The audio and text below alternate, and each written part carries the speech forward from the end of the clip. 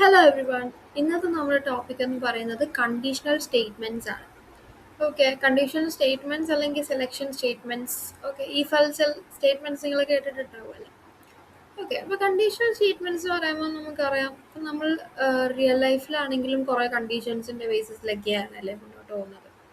For example ഞാൻ പറയുക, if tomorrow is A holiday I can play football tomorrow, or I will play football tomorrow. അപ്പം നാളെ holiday ആണെങ്കിൽ എനിക്ക് അല്ലെങ്കിൽ ഞാൻ നാളെ ഫുട്ബോൾ കളിക്കും.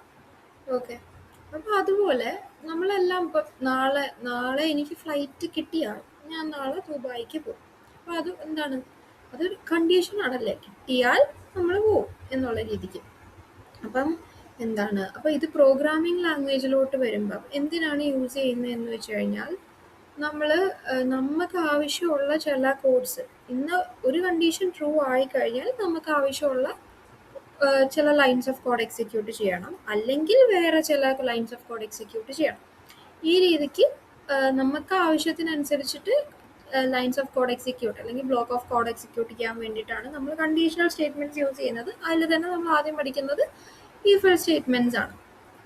ഓക്കെ, ഇഫ് എൽസ് സ്റ്റേറ്റ്മെൻറ്റ്സിനെ പറ്റി ഡീറ്റെയിൽ ആയിട്ട് സിമ്പിളായിട്ട് പറയുവാണെങ്കിൽ, ഒരു കണ്ടീഷൻ ട്രൂ ആയാൽ ഇന്ന ബ്ലോക്ക് ഓഫ് കോഡ് എക്സിക്യൂട്ട് ചെയ്യണം, അതല്ലാന്നുണ്ടെങ്കിൽ ഇന്ന ബ്ലോക്ക് ഓഫ് കോഡ്, ഇന്ന കണ്ടീഷൻസ്, ഓക്കെ, ഇന്ന സാധനങ്ങൾ എക്സിക്യൂട്ട് ആവണം.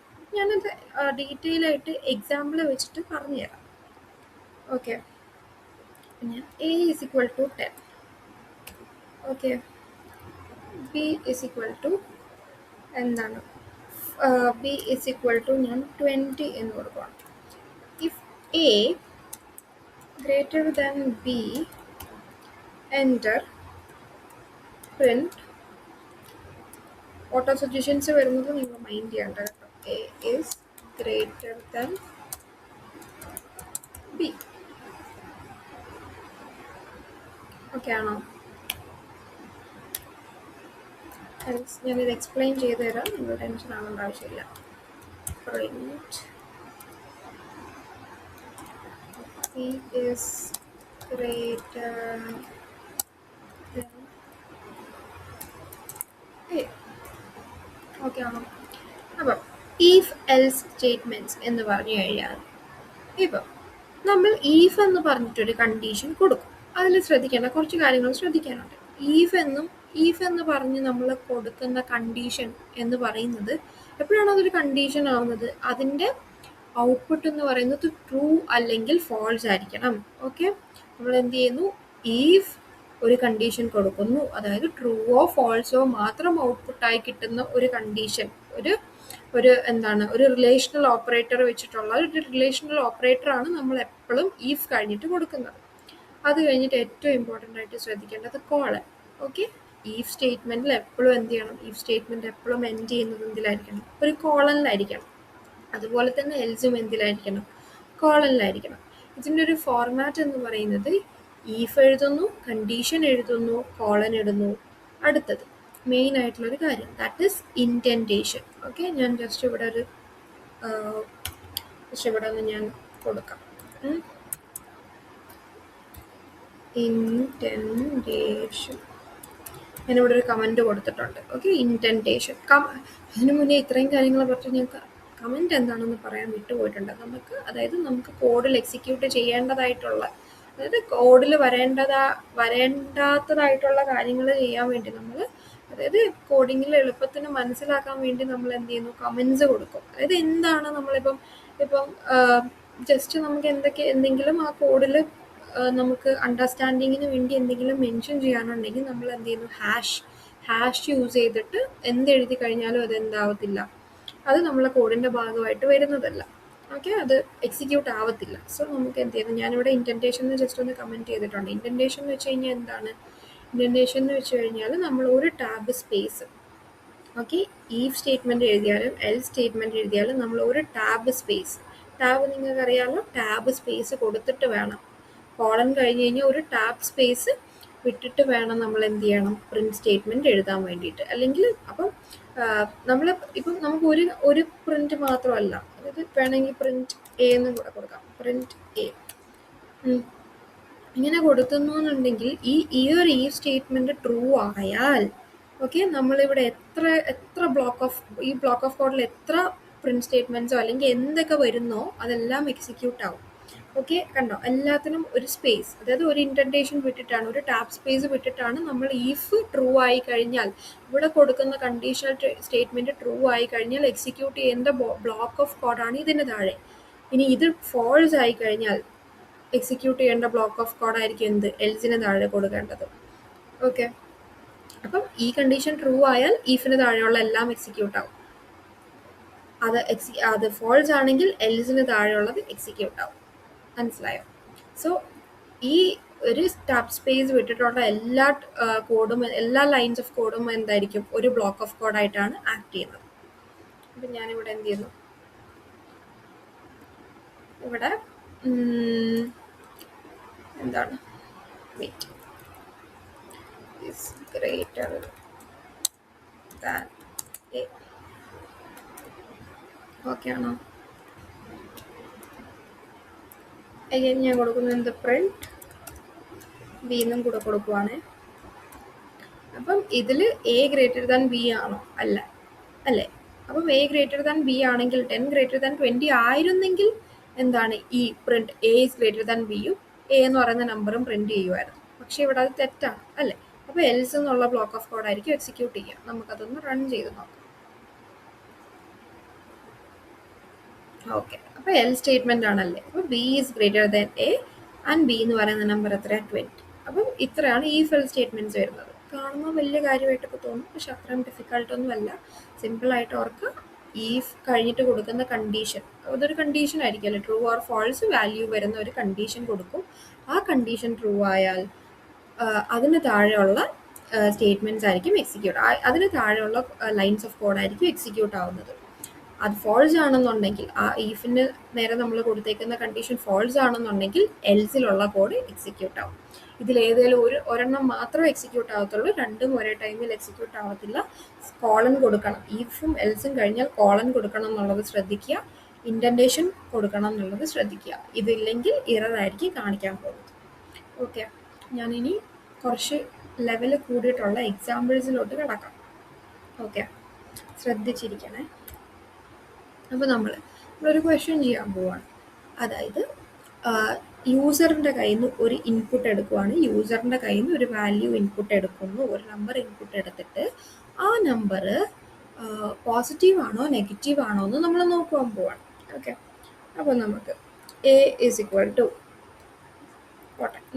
നം ഇസ് ഇക്വൽ ടു, യൂസറിൻ്റെ കയ്യിൽ നിന്ന് ഇൻപുട്ട് എടുക്കുവാണ്, ഇൻപുട്ട് യൂസറിനോട് പറയുവാണ് എന്ത്, എൻ്റർ എ നമ്പർ എന്നുള്ളൊരു പ്രോംപ്റ്റ് മെസ്സേജ് കൊടുക്കണം. ഓക്കെ, അപ്പം എന്ത് ചെയ്യുന്നു അടുത്തത്, അപ്പം നമുക്കത് നമ്മൾ റൺ ചെയ്യുമ്പോൾ യൂസർ ഇൻപുട്ട് അടിക്കുമായിരിക്കും. അപ്പം നമുക്ക് ആ ഒരു നമ്പർ എന്താവണം, പോസിറ്റീവ് ആണോ നെഗറ്റീവ് ആണോ നോക്കണം. അപ്പം നമ്മളിവിടെ എന്ത് സ്റ്റേറ്റ്മെൻറ്റ് യൂസ് ചെയ്യുന്നു, ഈഫ് എൽ സ്റ്റേറ്റ്മെൻറ്റ് യൂസ് ചെയ്യുന്നു. ഈഫ് നമ്മൾ യൂസർ എൻ്റർ ചെയ്തേക്കുന്ന ആ നമ്പർ ഗ്രേറ്റർ ദാൻ 0 ആണെങ്കിൽ കോളൻ കൊടുക്കുക, പ്രിന്റ്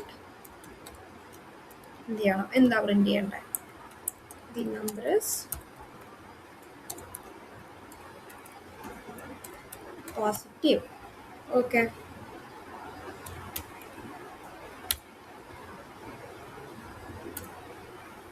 എൽസ് ഓക്കെ, ഇൻഡന്റേഷൻ നമ്മൾ മാനുവലായി കൊടുക്കേണ്ട ആവശ്യമില്ല. കോളൻ പ്രസ് ചെയ്ത് എൻ്റർ ചെയ്ത് കഴിഞ്ഞാൽ അതെന്ത് തന്നെ വരും, ഒരു ടാപ്പ് സ്പേസ് വിട്ടിട്ട് തന്നെയാണ് വരുന്നത്. ഓക്കെ, അല്ലാന്നുണ്ടെങ്കിൽ എന്തായിരിക്കണം, നമ്പർ ഗ്രേറ്റർ ദാൻ 0 ആണെങ്കിലാണല്ലോ പോസിറ്റീവ്, അല്ലാന്നുണ്ടെങ്കിൽ എന്തായിരിക്കണം, പ്രിന്റ് ചെയ്യണം എന്ത്, നമ്പർ, യൂസർ എൻ്റർ ചെയ്ത് നമ്പർ ഇസ് നെഗറ്റീവ് എന്ന് കൊടുക്കണം. നമുക്ക്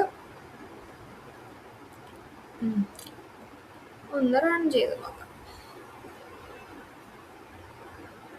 ഓക്കെ, നമ്പർ എൻ്റർ ചെയ്യുന്നു. ഇവിടെ അല്ല, നമ്മുടെ ടെർമിനലിൽ നമുക്ക് പ്രോംപ്റ്റ് മെസ്സേജ് കിട്ടി നമ്പർ എൻ്റർ ചെയ്യാൻ വേണ്ടിയിട്ട്, നമ്പർ എൻ്റർ ചെയ്യുന്നു. ഓക്കെ, ഇവിടെ നമുക്ക് എന്ത് കിട്ടി, ഇറർ വന്നു. എന്തുകൊണ്ടാണ് ഇറർ വന്നത് നിങ്ങൾക്ക് മനസ്സിലായോ? ഇവിടെ ഞാൻ പറഞ്ഞു, നമ്മൾ ഇൻപുട്ട് എടുക്കുവാണ്, യൂസറിൻ്റെ കയ്യിൽ നിന്ന് ഇൻപുട്ട് മേടിക്കുമ്പോൾ പൈത്തൺ അതിനെ ഐഡൻറ്റിഫൈ ചെയ്യുന്നത് ഇൻപുട്ട് നോർമലായിട്ട് ഡിഫോൾട്ടായിട്ട് ഐഡൻറ്റിഫൈ ചെയ്യുന്നതെന്ന് പറയുന്നത് പൈത്തൺ ഐഡൻറ്റിഫൈ ചെയ്യുന്നത് സ്ട്രിങ് ആയിട്ടാണ്. പക്ഷെ നമ്പർ എന്ന് പറയുന്നത് എന്താണ്? നമുക്കറിയാമല്ലോ, ഇൻറ്റിജർ ഡേറ്റ ടൈപ്പ് ആണ്. പക്ഷെ ഇവിടെ ഇൻപുട്ട് നോർമലി എടുക്കുമ്പോൾ അത് എന്തായിട്ട് ഐഡൻറ്റിഫൈ ചെയ്യുന്നത്? സ്ട്രിങ് ആയിട്ടാണ്. അപ്പോൾ നമുക്ക് സ്ട്രിങ് ഗ്രേറ്റർ ദാൻ 0, ഓക്കെ, അതെന്താവത്തില്ല. അപ്പോൾ ഇവിടെ നമുക്ക് ഈ കാൽക്കുലേഷൻ അല്ല, ഈ ഒരു കണ്ടീഷൻ ഒന്നും നമുക്ക് ചെക്ക് ചെയ്യാൻ പറ്റത്തില്ല. കാരണം നമുക്ക് വേണ്ടത് എന്താണ്? ഇൻറ്റിജർ ആണ്. ഇവിടെ പൈത്തൺ ഐഡൻറ്റിഫൈ ചെയ്യുന്നത് സ്ട്രിങ് ആയിട്ടാണ്. അപ്പോൾ നമ്മളിവിടെ എന്ത് വേണം? ഇൻപുട്ടിൻ്റെ ഫ്രണ്ടിലായിട്ട് ഇൻറ്റ് ഫങ്ഷൻ കൊടുക്കണം, ഡേറ്റ ടൈപ്പ് മെൻഷൻ ചെയ്യണം. ഓക്കെ, സ്ട്രിങ് അല്ലാതെ വേറെ എന്ത് കൊടുക്കുമ്പോഴും നമ്മൾ ഡേറ്റ ടൈപ്പ് മെൻഷൻ ചെയ്യണം.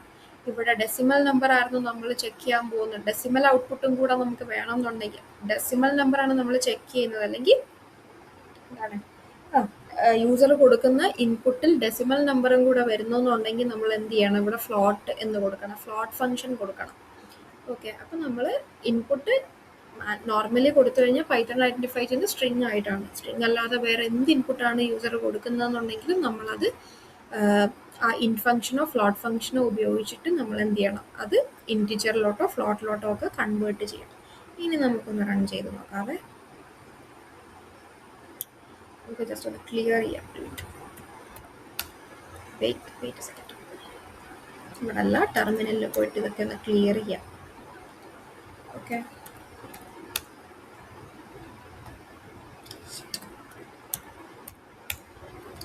ഇനി നമുക്കൊന്ന് റൺ ചെയ്ത് നോക്കാവേ. എൻ്റർ നമ്പർ നമുക്ക് ടെർമിനലിൽ മെസ്സേജ് കിട്ടി. അവിടെ പോയിട്ട് എന്ത് ചെയ്യണം? എൻ്റർ ചെയ്യണം.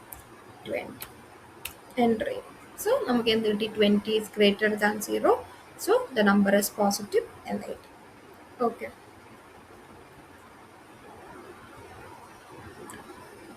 ഇനി നമുക്ക് വേറൊരു എക്സാമ്പിൾ ചെയ്യാം.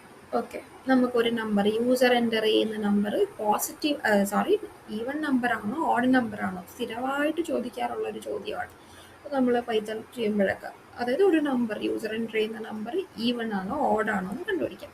അപ്പോൾ അതിന് നമ്മൾ യൂസ് ചെയ്യുന്നതെന്ന് പറയുന്നത് ലോജിക്കാണ്.